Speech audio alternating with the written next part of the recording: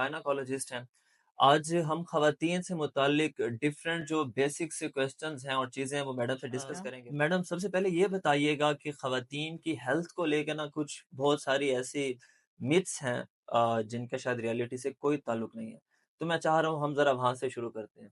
Myths में यही चीज़ कहा आती है जाता है कि कि जब बच्चा पैदा हो जाता है तो उसके बाद जो चिल्ला होता है उस दौरान मरीज़ों पे कई दफ़ा मतलब जिन्नात का साया आ जाता है या इस किस्म की मतलब उनके ऊपर कोई चीज़ें हावी हो जाती हैं, तो ऐसा कुछ भी नहीं है। बेसिकली ये जो प्रॉब्लम है ये पोस्टपार्टम साइकोसिस, पोस्टपार्टम डिप्रेशन के सिम्पटम्स होते हैं जिनको गायनाकोलॉजिस्ट ने पहले इसको रिकॉग्नाइज़ करके फिर साइकोलॉजिस्ट को अंदर इन्वॉल्व करना होता है ताकि उसके अकॉर्डिंगली और साइकियाट्रिस्ट जो है ये टीम वर्क के थ्रू उसके अकॉर्डिंगली इसका मसला हल कर सकें।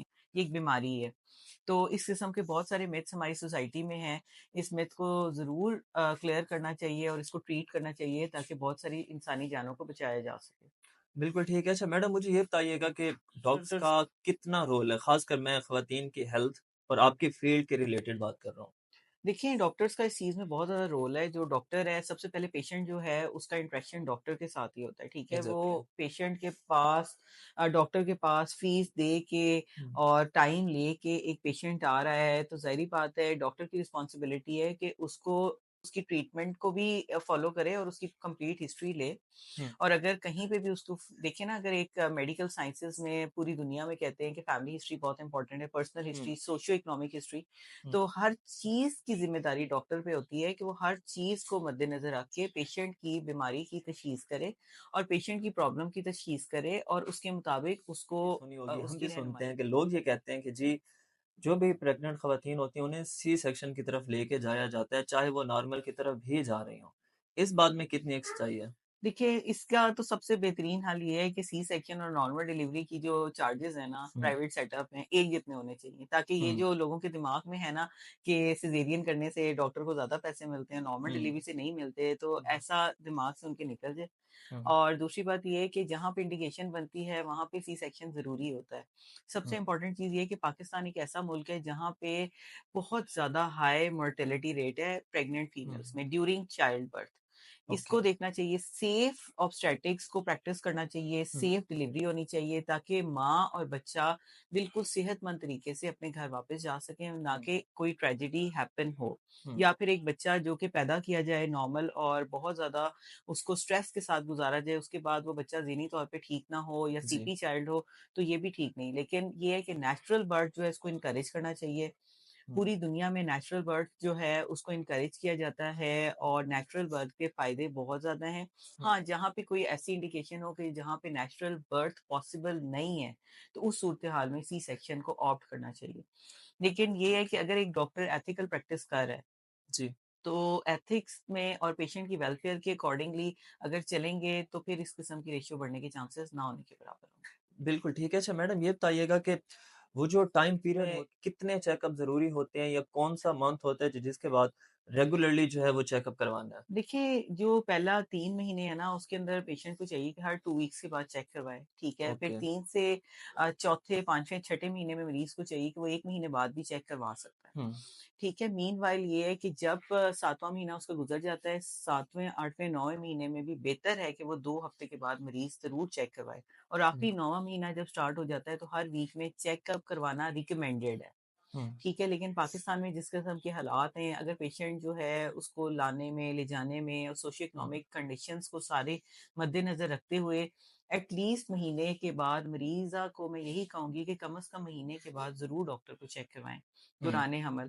देखो ये चेकअप बिल्कुल ठीक। मुश्किल से 9 बनते हैं, 9 हुँ, चेकअप जो हैं वो मस्ट हैं, ताकि आपकी कंडीशन साथ-साथ असेस हो सके, आपका चेकअप हो सके, अल्ट्रासाउंड हो सके, आपकी ख़ास तौर पे ब्लड प्रेशर और शुगर जो है हुँ, उसका जो है मुआयना वो बहुत ज़रूरी होता है ताकि अगर उसमें कोई चीज़ें तब्दीलियाँ आ रही हैं या कोई मसला आ रहा है, तो उसको टाइम पे डिटेक्ट करके उसका ट्रीटमेंट करें क्योंकि हाई ब्लड प्रेशर और शुगर हुँ। प्रेगनेंसी में बहुत ज़्यादा खतरनाक हो सकती हैं और माँ और बच्चे के लिए जानलेवा साबित हो सकती हैं। अच्छा मैडम ये बताइएगा कि कम उम्र की जो शादियाँ होती हैं, उनका क्या इफ़ेक्ट होता है या ख़वातीन की वो हेल्थ पे कितना एक असर करती हैं? देखिए, अगर इस्लामिक पॉइंट ऑफ व्यू से देखा जाए तो कम उम्र की शादियाँ जो हैं, उसके बारे में हम ये नहीं कह सकते कि एक उम्र जो है उसी टाइम पे आपकी शादी होनी चाहिए। हुँ, हमने अपने रिलिजन को भी देखना है, अपने माशरे को भी देखना है और एग्ज़ैक्टली। अपनी जो यहाँ के लॉ एंड ऑर्डर है उसको भी देखना है। हुँ, लेकिन ये है कि जो फीमेल्स हैं, टीनेजर्स हैं, जब शादी उनकी हो जाती है, तो उसमें उनकी हाइट और उनका वेट जो है बीएमआई प्रॉपर होना चाहिए। Normal okay. बीएमआई अगर होगा पेशेंट का, उसकी हेल्थ ठीक होगी, उसकी हाइट, उसकी डेवलपमेंट ऑलरेडी ठीक हो चुकी है। अगर एक हुँ, माँ सेहतमंद होगी, उसकी खुराक ठीक होगी, उसकी हेल्थ ठीक होगी, उसका वज़न ठीक होगा, तो वो सेहतमंद बच्चा पैदा कर सकती है। मैडम ज़रा सादा लफ्ज़ों में बता दें क्या कि ये होता है? बीएम बीएमआई जो होता है ना वो आपकी जो है हाइट और हुँ, वेट उसके हिसाब से एक रेशियो निकाली जाती है जिसमें ये देखा जाता है कि ये औरत हेल्दी है, हुँ, अंडरवेट है या ओवरवेट है। तो ओके। जो नॉर्मल रेंज है जब आप अपनी डॉक्टर गायनेकोलॉजिस्ट के पास जाती हैं प्रेगनेंसी में तो वो आपकी बीएमआई निकाल के आपको बता देती हैं कि आप अंडरवेट हैं हुँ, या आपका वेट ठीक है या वेट ज़्यादा है। और मैं सबसे पहले ये भी बात कहना चाहूँगी, इसको हाइलाइट करना चाहूँगी कि जब आपकी शादी हो गई है तो ज़ाहिर-सी बात है आपने आगे बच्चे प्लान करने हैं। हुँ, तो शादी के बाद अभी अगर प्रेगनेंसी नहीं भी हुई है तो पेशेंट्स को चाहिए कि वो एज़ सून एज़ पॉसिबल अपनी गायनेकोलॉजिस्ट, ऑब्स्टेट्रिशियन के पास विज़िट ज़रूर करें हुँ, ताकि वो उनको ये असेस कर सकें कि क्या वो प्रेगनेंसी के लिए हेल्दी हैं और बिल्कुल ठीक। उनके टेस्ट जो उससे पहले होने चाहिए। जैसे आपको पता है थैलेसीमिया आजकल बहुत ज़्यादा कॉमन जी, है, तो थैलेसीमिया से रिलेटेड टेस्ट भी होने चाहिए। आयरन डेफिशिएंसी है तो उसको भी करेक्ट करना चाहिए, वज़न ज़्यादा है तो उसको कंट्रोल करना चाहिए, अंडरवेट बिल्कुल है तो ठीक। उसके वेट को जो है वो नॉर्मल रेंज में लेके जाना चाहिए ताकि हेल्दी मदर, हेल्दी बेबी जो है वो डिलीवर कर सके। अच्छा मैडम इसी हवाले से जैसे आपने थैलेसीमिया की बात की है, कज़न मैरिजेज़ उसका का वो क्या चलो कॉन्सेप्ट है? देखिए कज़न मैरिज के जो सबसे बड़ा प्रॉब्लम वो ये है कि ये जो कज़न मैरिजेज़ हैं सदियों से चली आ रही होती हैं, हुँ, ठीक है? उसमें एक ही तरह की जो जेनेटिक्स है उसकी मतलब मेकअप जो है वो मिक्स होता रहता है जिसकी वज़ह बिल्कुल। से जीनियाती तौर पे तब्दीलियाँ आना एक फ़ितरी-सी बात है। जी, तो जो जब नॉर्मल से हट के जीनियाती तौर पे तब्दीलियाँ एबनॉर्मैलिटी की तरफ चली जाती हैं और तो इस सूरत-ए-हाल में उस फैमिली में कुछ बीमारियाँ आ चुकी होती हैं जो कि जी, कॉमनली उनमें प्रिवेल कर रही होती हैं। फिर मज़ीद उसी फैमिली के अंदर जब शादियाँ करते हैं लड़का-लड़की की मतलब आपस में कज़िन्स की और क्रॉस हुँ, कज़िन्स की, तो हुँ, इस सूरत-ए-हाल में बीमारियाँ बढ़ने के चांसेस बहुत ज़्यादा बढ़ जाते हैं। लेकिन हुँ, इसका हरगिज़ मतलब ये नहीं है कि कज़न मैरिज को डिस्करेज किया जाए। हुँ, ये है कि अगर फैमिलीज़ हैं, उनके हेल्दी हैं मतलब बच्चे और अभी तक कोई ऐसे इश्यूज़ जी, नहीं उनमें डेवलप हुए हैं या उनके ब्लड टेस्ट आपने किए हुँ, हैं और ऐसी कोई प्रॉब्लम्स नहीं है, तो इस सूरत-ए-हाल में जो है वो ज़रूरी नहीं है कि कज़न मैरिज को आप डिस्करेज करें। कज़न मैरिज में भी हेल्दी बेबी पैदा हो सकता हो है। सकते हैं। ये बिल्कुल ठीक। बताइएगा कि सी सेक्शन के बाद अक्सर ये कहा जाता है कि उसके बाद ख़वातीन की जो हेल्थ है वो बुरी तरह से मुतासिर होती है। इस बात में कितनी एक सच्चाई है?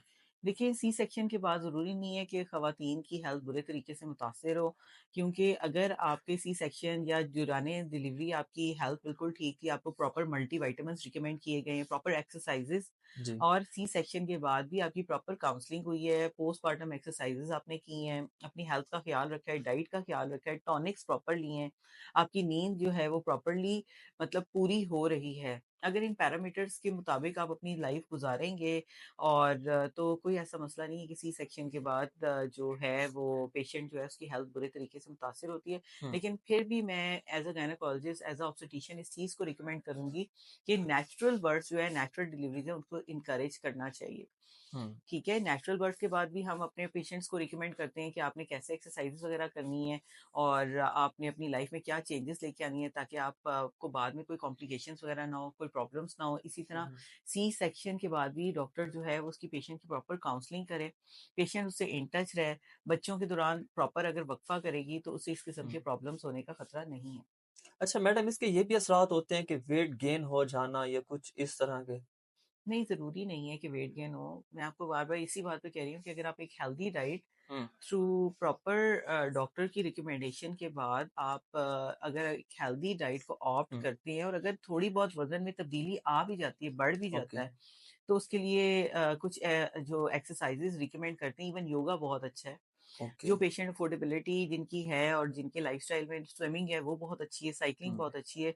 अगर इन चीज़ों को ऑप्ट करते हैं और हुँ, अपना वेट जो है वो उसको ऑप्टिमम रखते हैं, उससे बढ़ने नहीं देते, या अगर हुँ। बढ़ भी गया है तो उससे कंट्रोल करके वापस नॉर्मल बीएमआई की तरफ लेके जाते हैं, तो इस सूरत-ए-हाल में कोई ऐसा मसला नहीं नहीं होगा। होता। चलिए मैडम लास्टली ये बताइएगा कि आप मुबारक मेडिकल कॉम्प्लेक्स खिदमत ब्लॉक झाल चकिया में होती हैं, यहाँ पे क्या कुछ सहूलियात हैं पेशेंट्स के लिए?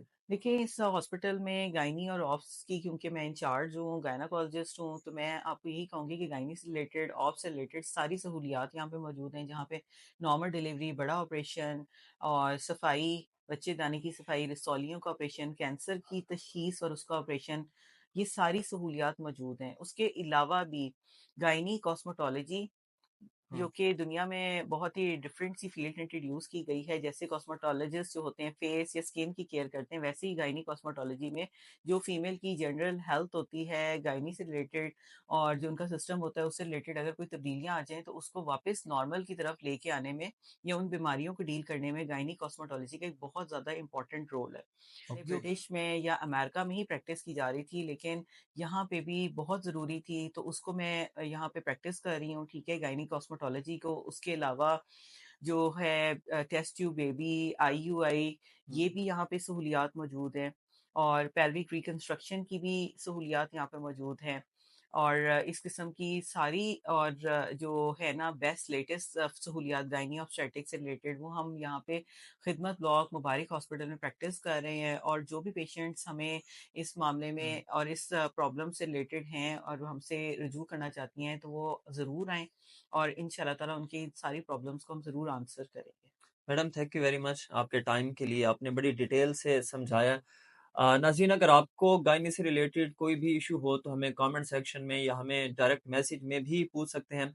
मैडम के साथ ही अब इंटरव्यूज़ का सिलसिला जारी रहेगा। मुझे इजाज़त दीजिए। अल्लाह हाफ़िज़। वेलकम।